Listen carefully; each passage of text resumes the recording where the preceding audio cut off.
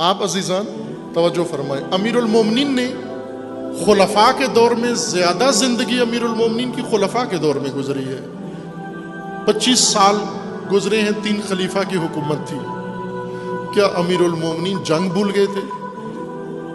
کیا امیر المومنین کی ذوالفقار کھو گئی تھی؟ کیا امیر المومنین سے خدا نخواستہ شجاعت ختم ہو گئی تھی؟ کیا امیر المومنین، وہ امیر المومنین جو بعد میں 35 سال بعد جب جنگ لڑی صفین میں جا کر، تو لوگوں کو پھر ایک دفعہ خندق و احد و بدر کا میدان یاد آیا، جب علی بھرپور جوانی میں تھے، نوجوانی میں تھے، اس طرح سے جنگ لڑی۔ لیکن اس دوران جنگ صفین میں علی جنگجو نظر آتے ہیں، جنگ بدر میں علی جنگجو نظر آتے ہیں، جنگ احد میں علی جنگجو نظر آتے ہیں، جنگ خیبر میں علی جنگجو نظر آتے ہیں۔ لیکن 25 سال خلفاء کے دور میں ایسے لگتا ہے کہ اس ہستی کو جنگ آتی ہی نہیں ہے، ایسے لگتا ہے کہ سیاست بھی نہیں آتی۔ کیوں عزیزان؟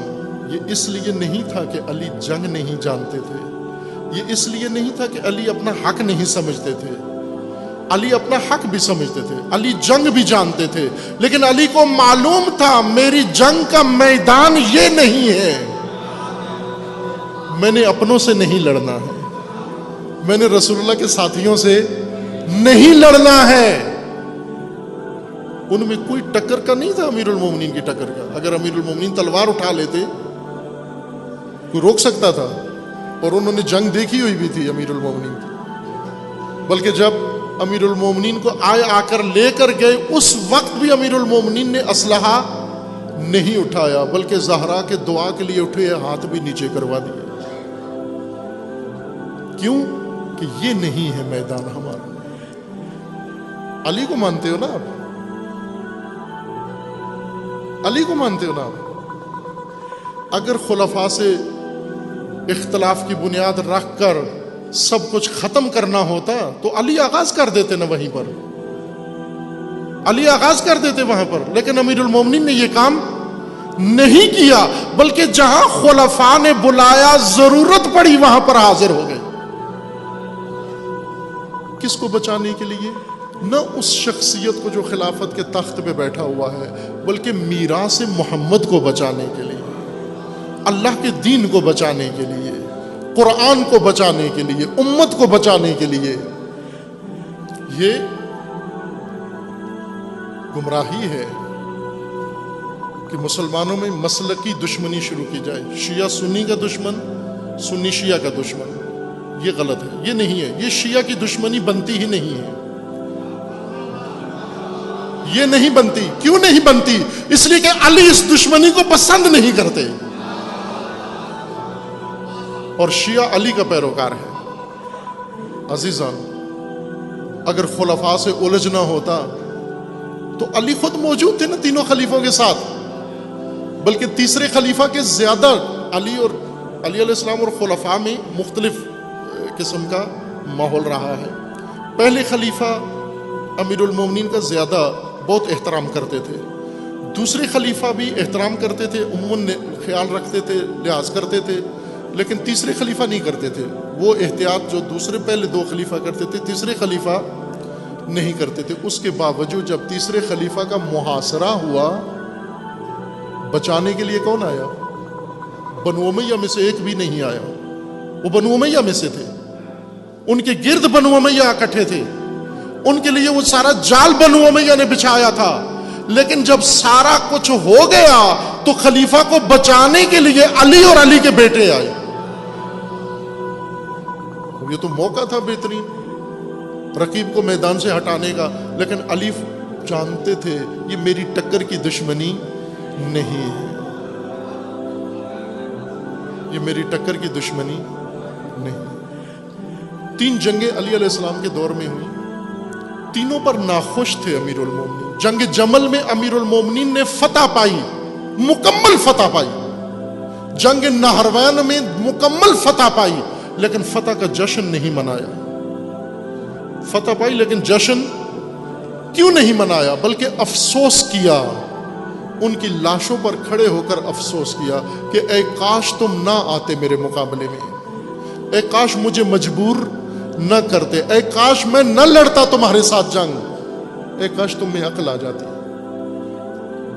خوش نہیں تھے امیر المومنین، وہ جنگیں ٹھوسی گئی تھی امیر المومنین پر، لیکن جب بدر میں علی لڑے، جنگ خندق میں، پھر جنگ خندق میں آ جاؤں گا، آپ نے کنٹرول کرنا ہے اپنے اوپر۔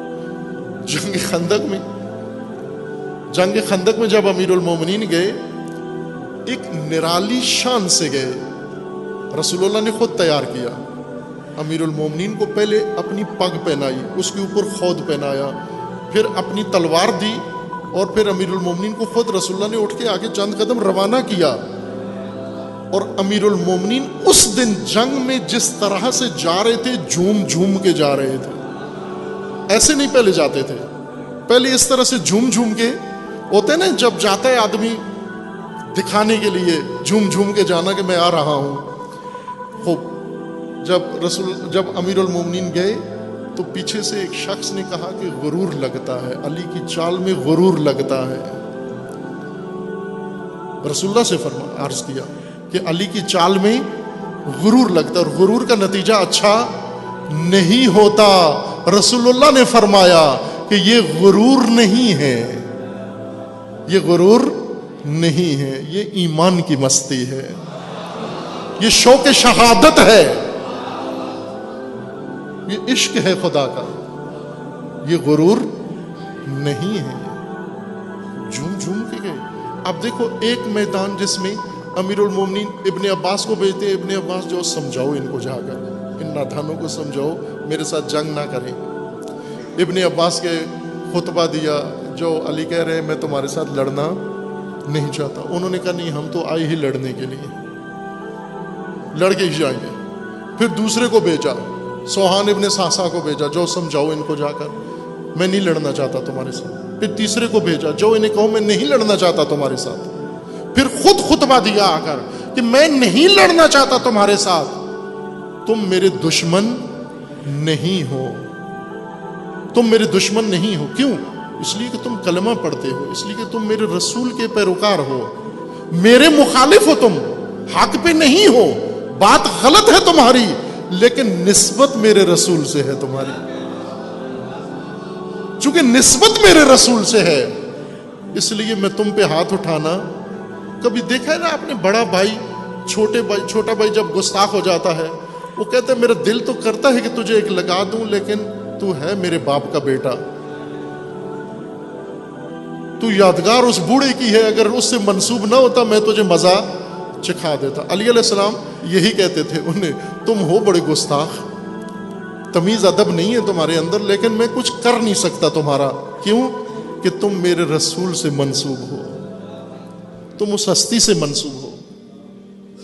عزیزان، دشمنی اگر علی کے پیروکار ہو تو علی سے سیکھو دشمنی۔ اس تھیلی سے باہر آ جاؤ، فرقہ واریت کی تھیلی سے باہر آ جاؤ۔ کوئی مسلک اسلامی مسلمان تشیع کی دشمنی کے لیے موضوع نہیں ہے، نہ کرو دشمنی۔ اگر دشمن چننا ہے تو علی سے پوچھ لو نا پہلے کہ مولا علی آپ بتائیے، ہم آپ کے شیعہ ہیں، ہم آپ کے پیروکار ہیں، یعنی فقط آپ کے پیروکار ہیں، آپ ہمارے مولا ہیں، آپ نے بتانا ہے دشمن کون ہے ہمارا۔ اگر آپ حسینی ہو اور اگر آپ پیرو علی شیعہ علی ہو تو آپ پوچھو نا، امام حسین سے پوچھو دشمنی کرنی ہے کس کے ساتھ کریں، حسین آپ کو بتائیں گے کہ اگر دشمنی کرنی ہے تو طاغوت کے ساتھ کرو، دشمنی کرنی ہے تو ظالم کے ساتھ کرو، دشمنی کرنی ہے تو ستمگر کے ساتھ کرو، دشمنی کرنی ہے تو آمریت کے ساتھ کرو، دشمنی کرنی ہے اگر آپ نے تو یزیدیت کے خلاف کرو۔